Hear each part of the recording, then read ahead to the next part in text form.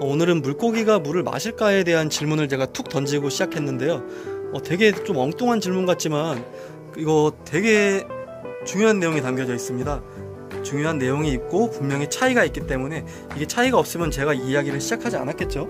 그래서 진짜 중요한 내용인데 이거를 아주 간단하게 먼저 설명드리겠습니다. 그거를 말씀드리기 전에 먼저 양해 말씀을 드릴게. 옛말에 그 천재는 악필라는 얘기가 있어요. 제가 그 천재입니다. 자, 이제부터 시작하도록 하겠습니다. 제 글씨를 못 알아보시면은 제 목소리를 듣고 이해하셔도 충분히 알 수 있을 거라고 생각합니다. 먼저 어렵지 않게 설명드릴게요. 삼투압이라는 이론이 있는데 이게 뭐냐면 아주 간단하게 농도가 낮은 쪽에서 농도가 높은 쪽, 농도가 낮은 쪽에서 농도가 높은 쪽으로 이동하는 것을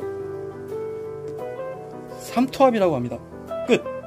이것만 알면은 오늘 문제가 해결됩니다. 제가 여기다가 두 가지로 나눌 거예요. 해수어, 담수어. 이렇게 나눈 이유는 분명히 물고기는 물을 마실까? 이에 대한 질문에 대해서 차이점이 있다는 거예요.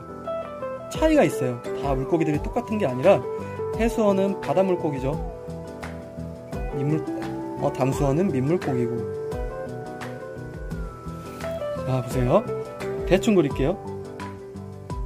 해수어는 몸에 1.5%의 염분을 포함하고 살아갑니다. 1.5%의 염분을 포함하고 살아갑니다.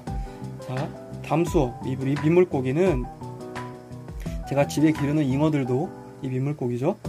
민물고기는 0.5% 정도의 염분을 몸에 포함하고 살아갑니다. 자, 이제 중요합니다. 근데 바닷물의 농도는 3.5%고 다 약입니다. 대략 민물은 약 0.4% 이하입니다. 그러면 끝이에요. 아까 이야기했잖아요. 삼투압은 농도가 낮은 쪽에서 높은 쪽으로 이동하는 게 삼투압이다. 농도가 낮은 쪽에서 높은 쪽으로 이동하는 게 삼투압이다.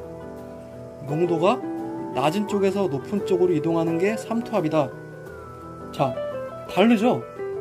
해수어는 몸에 있는 수분이 밖으로 자꾸 나가려고 그래요.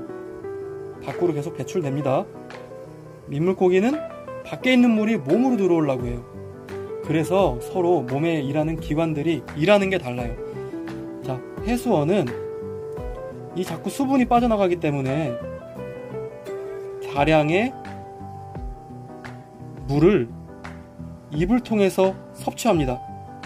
다량의 물을 입을 통해서 섭취하고 아가미를 통해서 염분을 배출합니다. 자, 다시 해수어는 몸에 있는 수분이 자꾸 밖으로 나가려고 하니 다량의 물을 입으로 마시고 염분은 아가미를 통해서 배출을 합니다. 자, 반대로 담수어는 몸에 밖에 있는 물이 자꾸 몸으로 들어오려고 하니 아가미로 물과 염분을 적정 수준으로 섭취합니다. 그 대신 소변을 아주 묽은 소변을 배출하게 됩니다. 끝입니다. 물고기는 물을 마실까?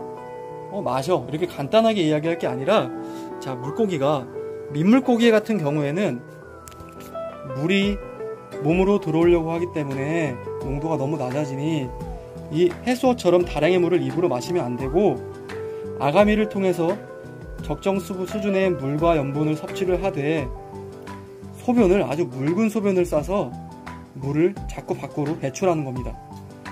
반대로 해수어는 몸에 있는 수분이 자꾸 밖으로 나가니 다량의 물을 마셔서 탈수를 막고 염분은 아가미를 통해서 배출하게 됩니다.